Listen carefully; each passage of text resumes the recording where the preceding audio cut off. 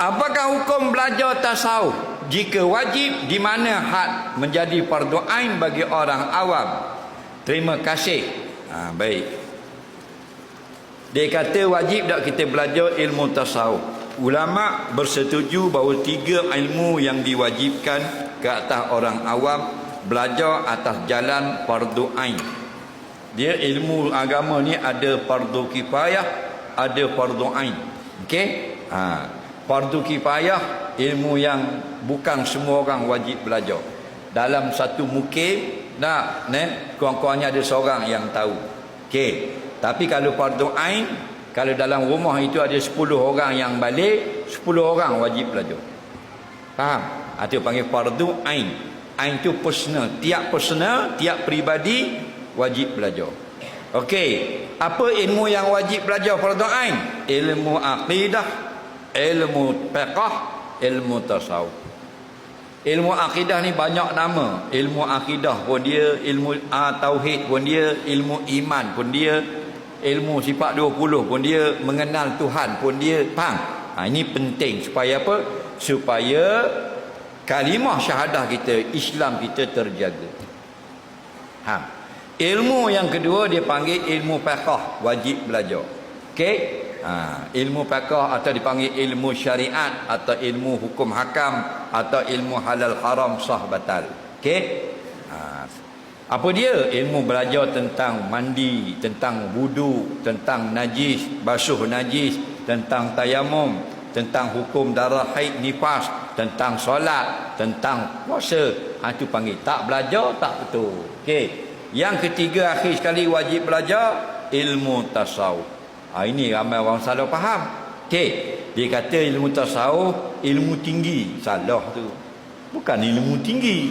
Arti ilmu tasawuf ialah ilmu membersihkan hati kita daripada sifat yang tercela. Tu dia. Ada orang panggil tasawuf, ada orang panggil ilmu akhlak.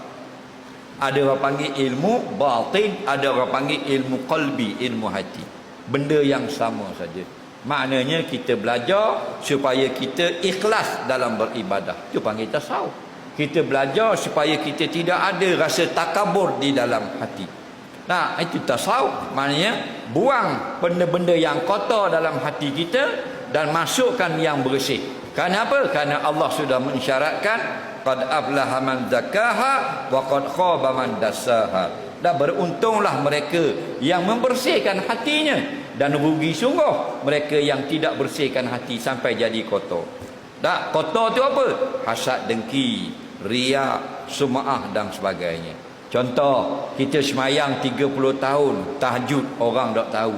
Sekarang musim media sosial, syaitan pun cocoh kita. Syekh, 30 tahun mu semayang tahajud, orang tak tahu seorang. Mu sebut sikit dalam TikTok. Lagi mu sebut sikit dalam Facebook. Kita pun dan witir.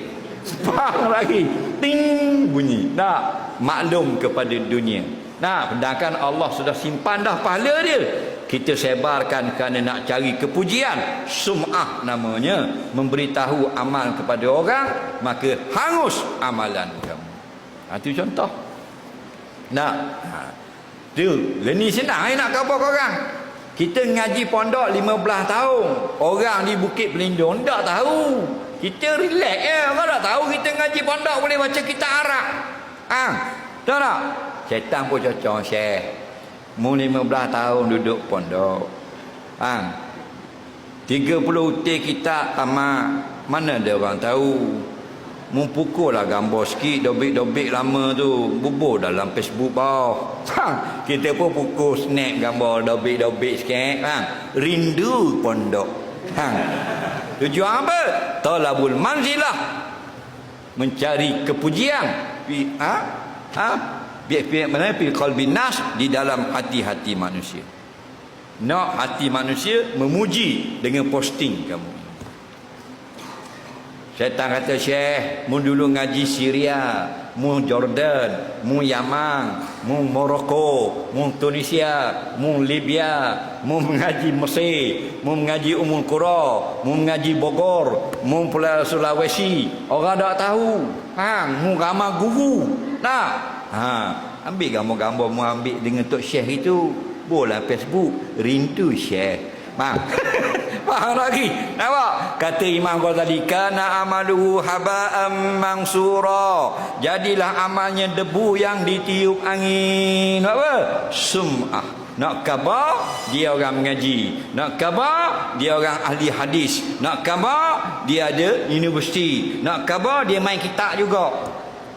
Tapi kalau rindu sungguh, bukan nak sum'ah, alhamdulillah. Takut-takut masuk riak, ujub dan takabur serta sum'ah. Tu. Jadi belajar supaya hati kita bersih daripada tujuan-tujuan tadi, itu dipanggil tasawuf. Okey? Tasawuf bukan janggut panjang, tasawuf bukan pakai kopiah, tasawuf bukan pakai jubah, tasawuf bukan ridak di atas bahu. Kerana ramai orang salah faham. Dia tengok jalan tunduk, tasawuf. Muntawan dia tasawuf. Tu jalan tunduk, kan dia sakit tekak, salah tidur. Mu kata tasawuf. Bukan, itu luaran. Tasawuf menjaga hatinya daripada sifat yang tercela. Okey, wajib belajar. Tapi isyarat alamat orang yang belajar tasawuf ini betul, semakin dia belajar, semakin rendah diri. Semakin dia belajar, semakin dia rasa orang lain lebih baik daripada dia. Semakin dia belajar, semakin dia menghormati orang lain. Pasal ramai orang belajar, semakin belajar tasawuf, semakin sombong. Semakin belajar, semakin rasa lebih pada orang. Bermakna pengajian dia salah. Soalan seterusnya,